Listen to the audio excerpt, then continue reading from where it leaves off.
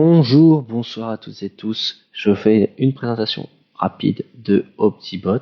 Donc ça vient d'arriver, vous le voyez, il est en bas, il est ici, ce logo. Vous cliquez dessus, OptiBot apparaît. Alors pour ceux qui ne savent pas ce que c'est qu'Opti, allez voir le tuto que j'ai fait, allez voir les autres trucs. On va se concentrer aujourd'hui sur OptiBot pour vous montrer à quoi il sert. Donc là, par exemple, tout simplement, donc OptiBot, déjà, vous pouvez lui demander, il est spécialisé dans le 1000, donc vous pouvez lui demander plein de questions en rapport avec le 1000, et que ce soit, voilà, si vous avez des TDR à revoir, si vous voulez des conseils sur une méthodologie quelconque, ou, comme je vais vous faire la démonstration, si vous avez du code sur Kobo, voilà, vous savez pas trop. Par exemple, là, moi, je veux que ce groupe-là, il soit conditionné avec cette question-là. Mais admettons, je sais pas trop comment faire, donc je lui demande comment conditionner cette question euh,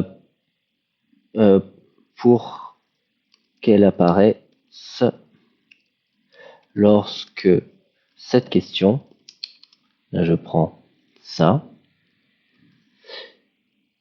et oui. Boum, je fais. La différence, c'est qu'il est vraiment spécialisé dans le 1000, donc il va se concentrer essentiellement sur le 1000 sans digresser, sans faire n'importe quoi, et en étant vraiment le plus pertinent possible. Donc là, vous voyez, solution en XLS form. Voilà, vous avez ça, la bonne variable, c'est ça, il vous la donne telle quelle. Donc, utiliser, select, volont, oui. Donc après, vous avez juste à faire copier. Et ici, il vous le dit dans la colonne relevant, n'est-ce pas? Donc dans la colonne relevant, vous copiez votre code, vous le collez, colonne relevant, et voilà.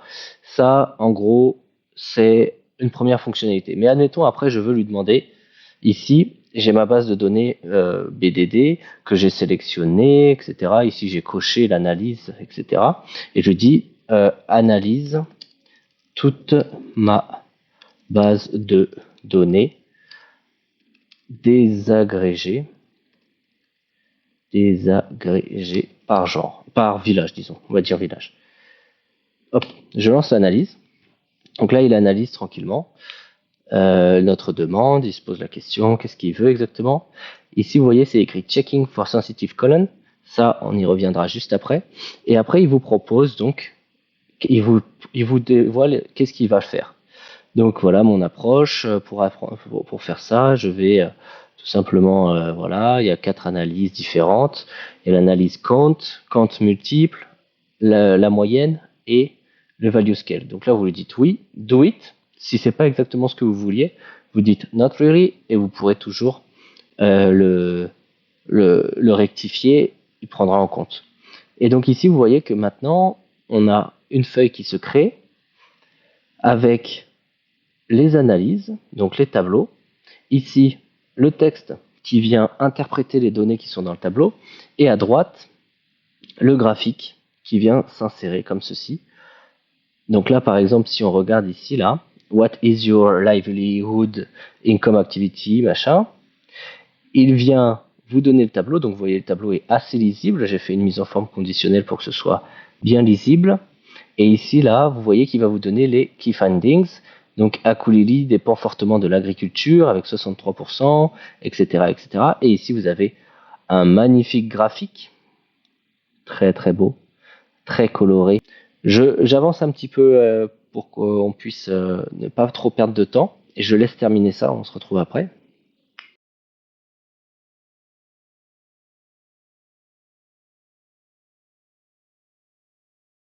Et voilà, c'est terminé. Donc voilà, ça aura pris quelques minutes pour que l'intégralité de la base de données soit analysée. Donc vous pouvez voir à chaque fois il y a un graphique, un texte, un tableau parfaitement bien mis en forme.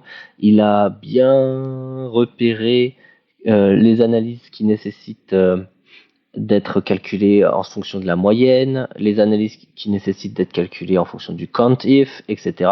Et donc vous avez ici en haut un petit sommaire qui s'est ajouté. Donc là par exemple average of BBD by name of the village.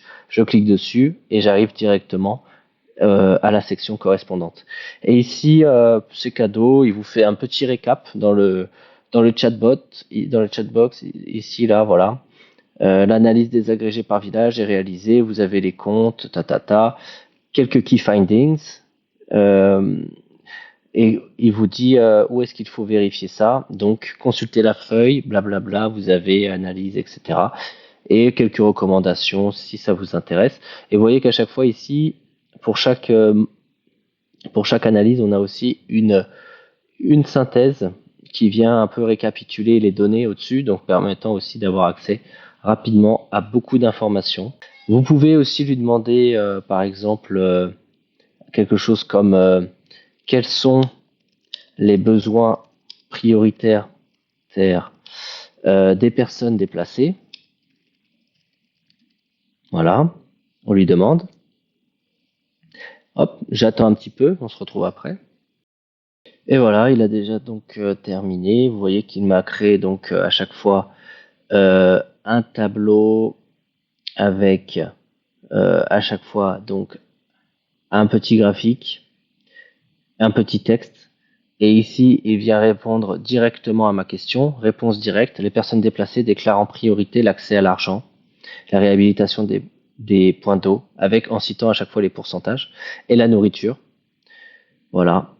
Donc ça, vous pouvez le vérifier si vous voulez ici. Environ 27%, etc., etc.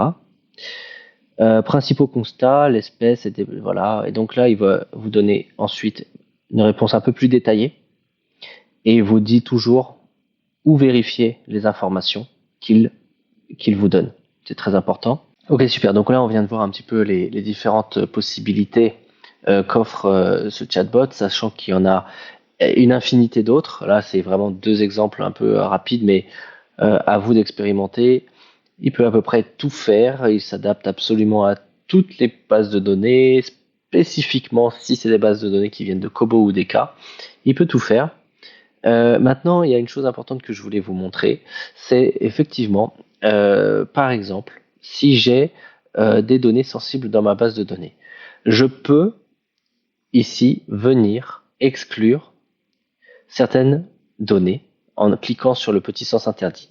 Si le petit sens interdit est coché, ça exclut les données qui sont contenues dans cette colonne.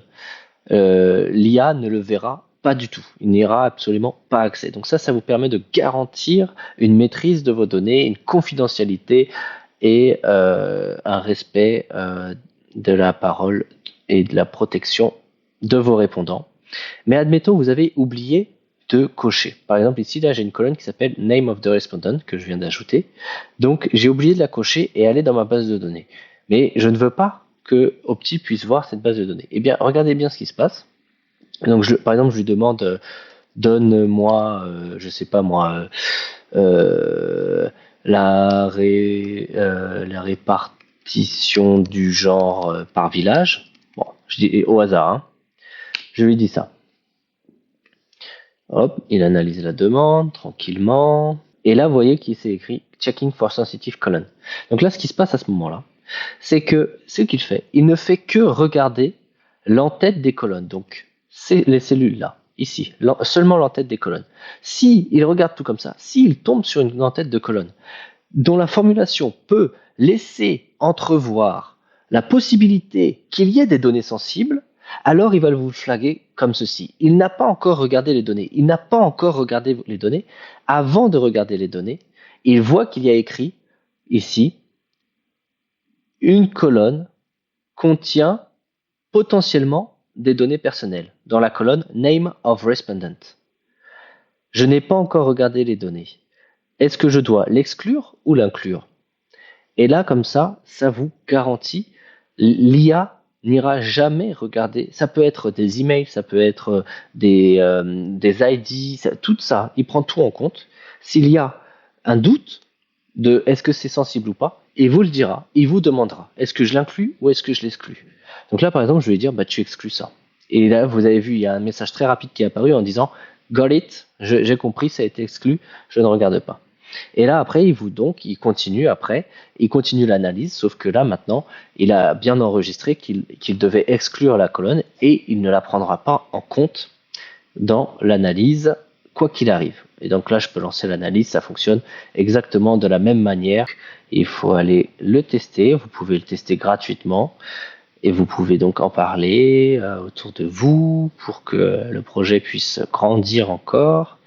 J'ai inclus beaucoup de choses qui proviennent de vos feedbacks et donc je vous en remercie à toutes celles et ceux qui m'ont donné un petit peu des retours. Parce que là, la version là de Opti est quand même bien poussée, on va pas se mentir, il y a quand même beaucoup de choses et ça peut faire énormément de choses. C'est un outil qui est quand même surpuissant.